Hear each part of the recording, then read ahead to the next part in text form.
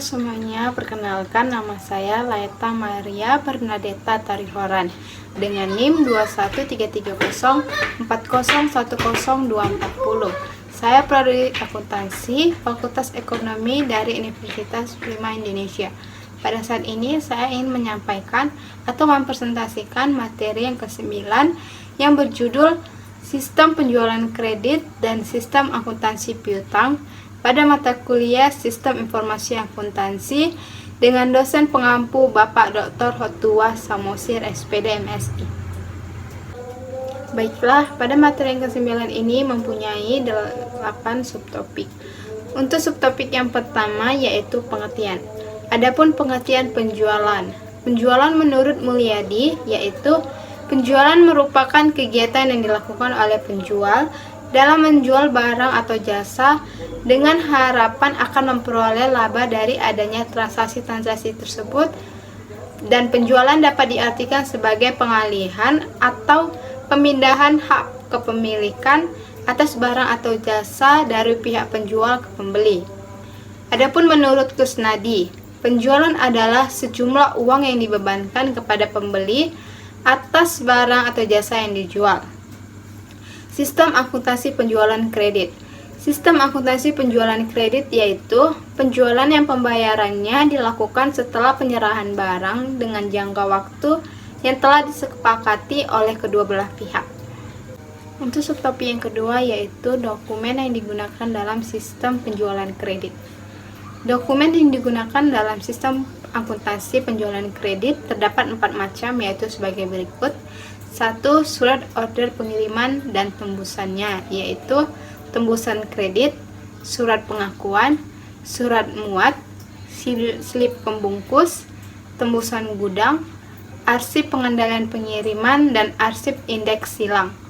Yang kedua, faktur dan tembusannya yang meliputi tembusan piutang, tembusan jurnal penjualan, tembusan analisis, dan tembusan wiraniaga. Yang ketiga, rekapitulasi harga pokok penjualan. Rekapitulasi harga pokok penjualan merupakan dokumen pendukung yang digunakan untuk menghitung total harga produk yang dijual selama periode akuntansi tertentu. Yang keempat, bukti memorial. Bukti memorial merupakan dokumen sumber untuk dasar pencatatan ke dalam jurnal umum. Untuk subtopik yang ketiga yaitu catatan akuntansi yang digunakan. Menurut Mulyadi, catatan akuntansi terdapat 5 jenis yang digunakan, yaitu sebagai berikut. 1. Jurnal penjualan. Jurnal penjualan digunakan untuk mencatat transaksi penjualan, baik penjualan tunai maupun kredit. Yang kedua, kartu piutang. Catatan akuntansi ini merupakan buku pembantu yang berisi mutasi piutang perusahaan kepada tiap debiturnya. Yang ketiga, kartu persediaan. Catatan akuntansi ini merupakan buku pembantu yang berisi rincian mutasi setiap jenis persediaan. Yang keempat, kartu gudang.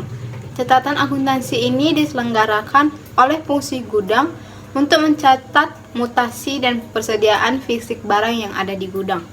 Dan yang kelima, jurnal umum. Jurnal ini digunakan untuk mencatat harga pokok produk yang dijual selama periode tertentu. Untuk subtopik yang keempat yaitu fungsi-fungsi yang terkait. Menurut Mulyadi, dalam bukunya Sistem Akuntansi, unit organisasi yang terkait dalam sistem akuntansi penjualan kredit terdapat 5 macam, yaitu 1. Fungsi penjualan atau bagian penjualan. Fungsi ini bertanggung jawab untuk menerima order dari pelanggan, mengedit order dari pelanggan, meminta otorisasi kredit, menentukan tanggal pengiriman barang. Fungsi ini juga bertanggung jawab untuk membuat back order pada saat tidak tersedianya persediaan untuk memenuhi order dari panggilan. Yang kedua, fungsi kredit atau bagian kredit. Fungsi ini bertanggung jawab untuk meneliti status kredit pelanggan dan memberikan otorisasi pembelian kredit kepada pelanggan. Yang ketiga, fungsi gudang atau bagian gudang. Fungsi ini bertanggung jawab menyimpan dan menyiapkan barang yang dipesan oleh pelanggan serta menyerahkan barang ke bagian pengiriman. Yang keempat, fungsi pengiriman dan bagian pengiriman. Fungsi ini bertanggung jawab untuk menyerahkan barang atas dasar surat order pengiriman yang diterima dari fungsi penjualan. Yang kelima, fungsi penagihan atau bagian penagihan. Fungsi ini bertanggung jawab membuat dan mengirimkan faktur penjualan kepada pelanggan. Dan yang terakhir, fungsi akuntansi atau bagian akuntansi. Fungsi ini bertanggung jawab untuk mencatat piutang dari transaksi penjualan kredit, membuat serta mengirimkan pernyataan piutang kepada debitur, dan membuat laporan penjualan serta mencatat harga pokok persediaan yang dijual dalam kartu persediaan. Untuk subtopik yang kelima yaitu jaringan prosedur yang membentuk sistem. Jaringan prosedur yang membentuk sistem penjualan kredit adalah satu prosedur order penjualan. Dalam prosedur ini, fungsi penjualan menerima order dari pembeli dan menambahkan informasi penting pada surat order dari pembeli. Fungsi penjualan kemudian membuat surat order pengiriman dan mengirimkannya kepada berbagai fungsi yang lain untuk memungkinkan fungsi tersebut memberikan kontribusi dalam melayani order dari pembeli. Kedua, prosedur persetujuan kredit. Dalam prosedur ini, fungsi penjualan meminta persetujuan penjualan kredit kepada pembeli tertentu dari fungsi kredit. Yang ketiga, prosedur pengiriman. Dalam prosedur ini, fungsi pengiriman mengirimkan barang kepada pembeli sesuai informasi yang tercantum dalam surat order pengiriman yang diterima dari fungsi pengiriman. 4. Prosedur penagihan. Dalam prosedur ini, fungsi penagihan membuat faktur penjualan dan mengirimkannya kepada pembeli. Dalam metode tertentu, faktur penjualan dibuat oleh fungsi penjualan sebagai tembusan pada waktu bagian ini membuat surat order pengiriman. 5. Prosedur pencatatan piutang.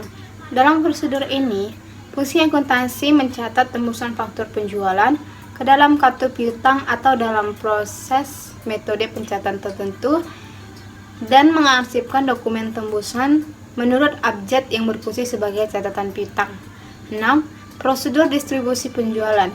Dalam prosedur ini, fungsi akuntansi mendistribusikan data penjualan menurut informasi yang diperlukan oleh manajemen. 7. Prosedur pencatatan beban pokok penjualan. Dalam prosedur ini, fungsi akuntansi mencatat secara periodik total harga produk yang dijual dalam periode akuntansi tertentu. Untuk subtopik yang keenam yaitu unsur pengendalian internal. Untuk merancang unsur-unsur pengendalian internal yang diterapkan dalam sistem penjualan kredit, unsur pokok sistem pengendalian internal yang terdiri dari organisasi, sistem otorisasi, dan prosedur pencatatan, dan pelatihan sehat dapat dirinci lebih lanjut sebagai berikut. 1. Organisasi. Organisasi meliputi 1. Fungsi penjualan harus terpisah dari fungsi kredit. 2. Fungsi akuntansi harus terpisah dari fungsi penjualan dan fungsi kredit. 3. Fungsi akuntansi harus terpisah dari fungsi kas. Dan terakhir, transaksi penjualan kredit harus dilaksanakan oleh fungsi penjualan, fungsi kredit, fungsi pengiriman, fungsi penagihan, dan fungsi akuntansi. Kedua, sistem otorisasi dan prosedur pencatatan meliputi 1. Penerimaan order dari pembeli diotorisasi oleh fungsi penjualan dengan menggunakan formulir surat order pengiriman. 2. Persetujuan pemberian kredit diberikan oleh fungsi kredit dengan membubuhkan tanda tangan pada kredit kopi yang merupakan tembusan surat order pengiriman. 3. Pengiriman barang kepada pelanggan diotorisasi oleh fungsi pengiriman dengan cara mendatangani dan membubuhkan cap sudah kirim pada kopi surat order pengiriman. 4.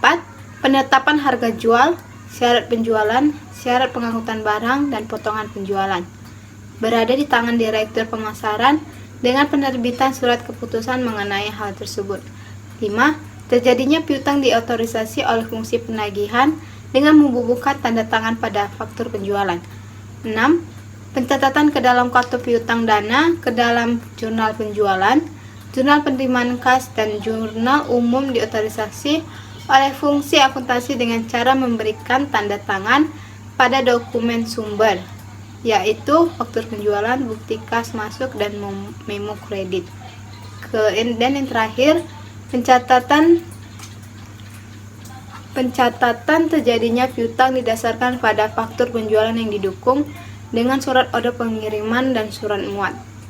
Yang ketiga, praktik yang sehat yang meliputi 1. Surat order pengiriman bernomor urut tercetak dan pemakaiannya dipertanggungjawabkan oleh fungsi penjualan.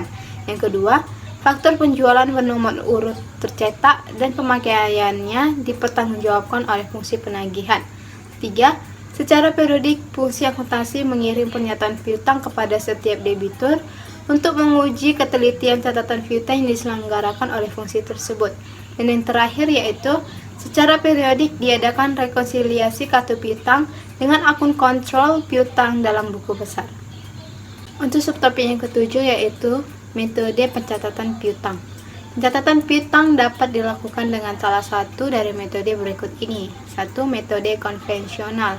Dalam metode ini, posting ke dalam kartu piutang dilakukan atas dasar data yang dicatat dalam jurnal. Berbagai transaksi yang mempengaruhi piutang adalah 1. Transaksi penjualan kredit. Transaksi ini diposting dalam kartu piutang atas dasar data yang telah dicatat dalam jurnal penjualan tersebut. 2. Transaksi retur penjualan. Posting transaksi berkurangnya piutang dari transaksi retur penjualan diposting ke dalam kartu piutang atas dasar data yang telah dicatat dalam jurnal tertentu penjualan. 3. Transaksi penerimaan kas dari piutang. Posting transaksi berkurangnya piutang dari pelunasan piutang oleh debitur diposting ke dalam kartu piutang atas dasar data yang telah dicatat dalam jurnal umum. 4. Transaksi penghapusan piutang. Transaksi berkurangnya piutang dari transaksi penghapusan piutang diposting ke dalam kartu piutang atas dasar data yang dicatat dalam jurnal umum. Yang kedua, metode posting langsung. Dalam metode ini, media diposting ke dalam pernyataan piutang dengan kartu piutang sebagai tembusan lembar kedua yang berfungsi sebagai kartu piutang. Adapun metode posting periode yaitu sebagai berikut. 1. Posting ditunda. Dalam metode ini, faktur penjualan yang diterima dari bagian penagihan oleh bagian piutang disimpan sementara, menunggu beberapa hari untuk nantinya secara sekaligus diposting ke dalam kartu piutang bersama-sama dalam sekali periode posting dengan menggunakan mesin pembukuan. Kedua, penagihan bersiklus. Dalam metode ini, pada akhir bulan, dilakukan kegiatan posting yang meliputi 1. Posting media yang dikumpulkan selama sebulan tersebut ke dalam pernyataan piutang dan kartu piutang. Kedua, mencatat dan menghitung saldo kartu piutang. Metode ini membagi pekerjaan posting ke dalam kartu piutang dan pernyataan tersebut tersebar merata ke dalam hari kerja selama sebulan. Setiap pelanggan akan menerima pernyataan piutang pada tanggal hari kerja yang sama setiap bulan. Yang ketiga, metode pencatatan tanpa buku pembantu. Dalam metode ini, faktur penjualan beserta dokumen pendukungnya yang diterima dari bagian penagihan oleh bagian piutang diarsipkan menurut nama pelanggan dalam arsip faktur yang belum bayar. Pada saat diterima pembukuannya ada dua cara yang ditempuh. Yang pertama, 1. Jika pelanggan membayar penuh jumlah yang tercantum dalam faktur penjualan, faktur yang bersangkutan diambil dari arsip faktur yang belum dibayar dan dicap lunas. Kemudian dipindahkan ke dalam arsip faktur yang telah dibayar.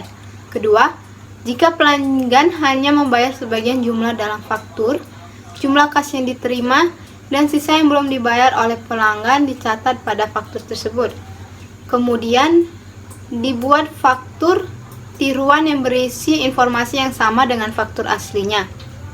Faktur tiruan tersebut kemudian disimpan dalam arsip faktur yang telah dibayar, dan faktur asli disimpan kembali ke dalam arsip faktur yang belum dibayar.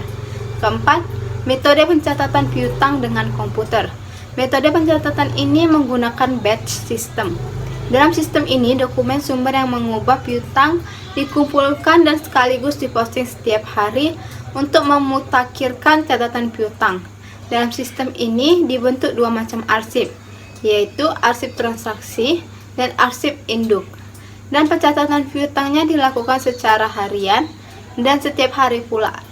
Arsip transaksi digunakan untuk memutakhirkan arsip induk piutang. Untuk subtopik yang ke-8 yaitu prosedur pencatatan piutang. Pencatat piutang adalah formulir piutang yang menyajikan jumlah kewajiban debitur pada tanggal tertentu dan dalam pernyataan piutang berbentuk tertentu serta dengan rinciannya. Pernyataan piutang dapat berbentuk sebagai berikut ini. 1. Pernyataan saldo akhir bulan. Pernyataan ini tidak memberikan informasi apapun kepada debitur untuk dasar rekonsiliasi dengan catatannya. Jika saldo yang tercantum dalam pernyataan piutang berbeda dengan saldo yang tercantum dalam catatannya. 2. Pernyataan satuan. Pernyataan piutang ini berisi 1. Saldo kewajiban debitur pada awal bulan. 2. Mutasi debit dan kredit selama sebulan beserta penjelasan rinci setiap transaksi. Dan yang ketiga, saldo kewajiban debitur pada akhir bulan. Ketiga, pernyataan saldo berjalan dengan rekening konvensional. Perbedaan di antara pernyataan satuan dengan pernyataan saldo berjalan dengan rekening konvensional adalah terletak pada cara posting dan isi catatan piutangnya. Yang keempat, pernyataan faktur yang belum dilunasi. Pernyataan piutang berisi daftar faktur-faktur yang belum dilunasi oleh debiturnya pada tanggal tertentu disertai dengan tanggal faktur dan jumlah rupiahnya. Penggunaan bentuk pernyataan piutang ini dimungkinkan jika para pelanggan diharuskan membayar jumlah yang tercantum dalam faktur.